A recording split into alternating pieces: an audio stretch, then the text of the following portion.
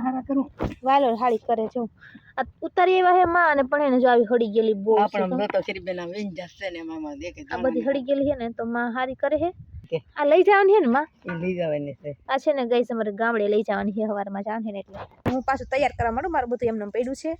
અને હે ને કાલે મારે મહેમાન આવ્યા હતા તો એનો હે ને આપણે વ્લોગ લીધો છે તો તમે હે ને બધા જોઈ આવો પહેલાં અને ચેનલને સબસ્ક્રાઈબ ન કરીએ સબસ્ક્રાઈબ કરી નાખો અમારે જો અત્યારે હે ને મહેમાન આવી ગયા છે ને જો મહેમાનને ધંધે લગાડી દીધા માસી મામી લસણ ફોલે હે અને આયા છે મારા કાકી એ ડુંગળી સુધારે મહેમાન આવ્યા તો મળવા ને બેહાડી દીધા દળવા એવું કામ કર્યું છે જો બધા કામે લાગી ગયા હાલો બધા દાળ ખાવા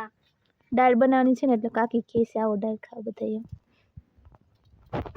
તો જો બધા મહેમાનને કામે લગાડી દીધા અને મારા મમ્મી બનાવે છે રોટલા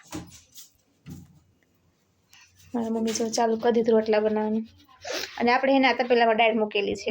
તો દાળ બને છે તો આજે છે ને અડદની દાળ બનાવવાની બધી માટે જો બધી રસોઈ બની ગઈ છે ને આ બધાને જમવાનું છે